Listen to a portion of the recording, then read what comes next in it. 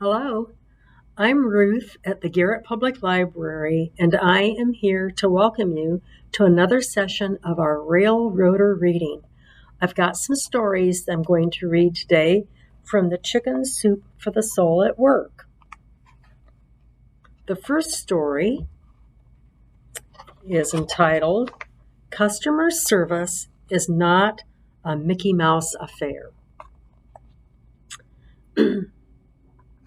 Not too long ago, a guest checking out of our Polynesian village resort at Walt Disney World was asked how she enjoyed her visit.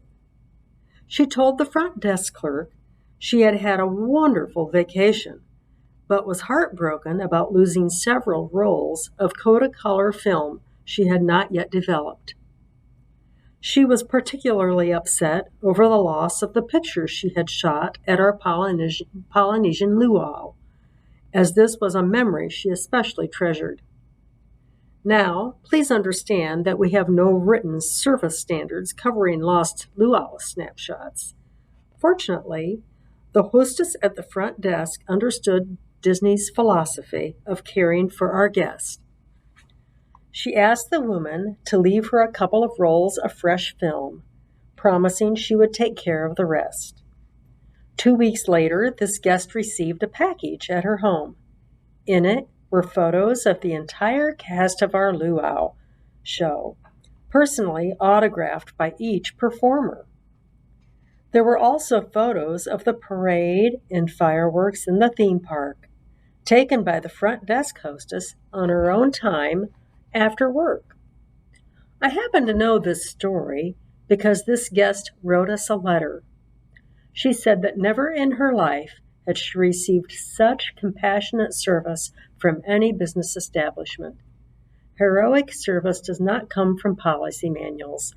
It comes from people who care, and from a culture that encourages and models that attitude. And this story was by Valerie Oberol, Vice President at the Disney University Guest Programs. My next story is entitled Pass It On.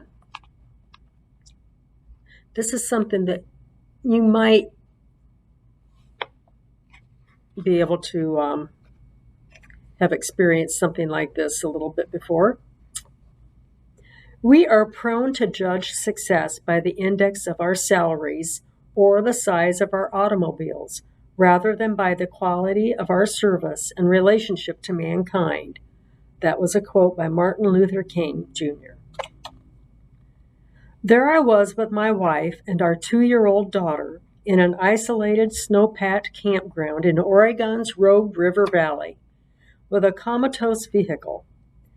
We were on a journey to celebrate the completion of my 2nd year of residency training, but my recently acquired medical savvy was no use to a recreational vehicle we had rented for the trip. This happened 20 years ago, but I remember it as clearly as I do the cloudless Oregon sky. I had just awakened, fumbled around with the light switch, and been greeted with darkness. I tried the ignition. No response. As I climbed out of the camper, fortunately, my profanities were drowned out in the roar of the Whitewater Rapids. My wife and I concluded that we were victims of a dead battery and that my legs were of more value than my automotive knowledge. I decided to hike back to the main highway, several miles away, while she stayed with our daughter. 2 hours and a twisted ankle later, I arrived at the highway and flagged down a logging truck, which let me off at the first gas station we came to and drove off. As I approached the station, I had the sinking realization that it was Sunday morning. The place was closed, but there was a payphone and a tattered phone book. I called the only automotive service company located in the next town, some 20 miles away. Bob answered and listened as I explained my predicament. "No problem," he said as I gave my location. "I'm usually closed on Sundays, but I can be there in about half an hour." I was relieved that he was coming, but I was also mindful of the economic implications of his offer to help. Bob arrived in his glistening red wrecker, and we drove to the campground. As I got out of the tow truck, I turned around and watched in utter amazement as Bob leveraged himself out of the truck on braces and crutches. He was a paraplegic. He made his way over to the camper, and I again began the mental gymnastics of calculating the cost of his beneficence. Yet, it's just a dead battery. A little jump start, and you'll be on your way. Bob restored the battery, and while it was recharging, he entertained my daughter with magic tricks.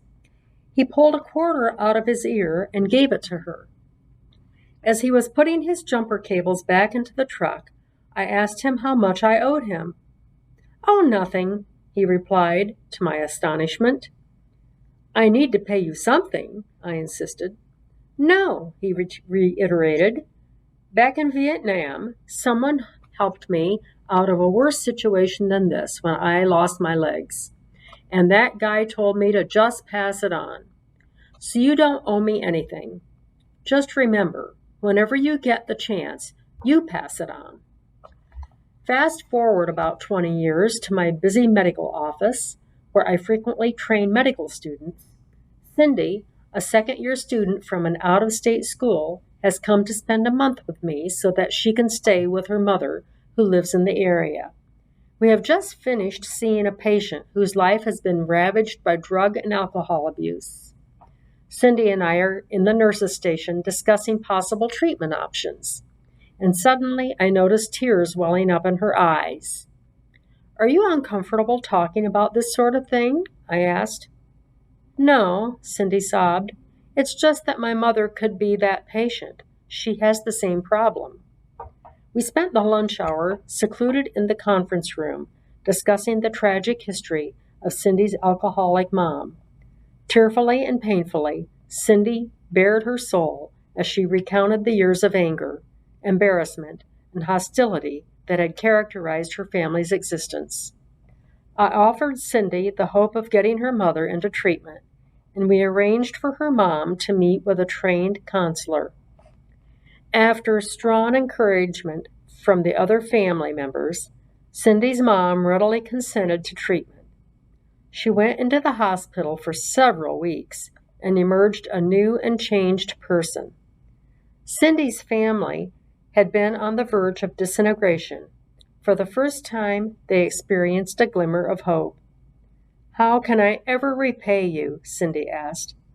As I thought back to that comatose camper in the snowbound campground and the paraplegic Good Samaritan, I knew there was only one answer I could give her: just pass it on.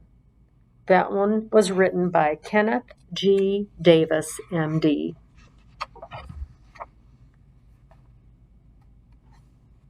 I have one more story. It's entitled "A $1 Million Lesson." And here's another quote by Martin Luther King. "All labor that uplifts humanity has dignity and importance and should be undertaken with painstaking excellence." Here's the story, "A $1 Million Lesson." I had flown into Dallas for the sole purpose of calling on one client. Time was of the essence, and my plan included a quick turnaround trip from and back to the airport. A spotless cab pulled up. The driver rushed to open the passenger door for me and made sure I was comfortably seated before he closed it. As he got into the driver's seat, he mentioned that the neatly folded Wall Street Journal next to me was for my use. He then showed me several tapes and asked me what type of music I would enjoy.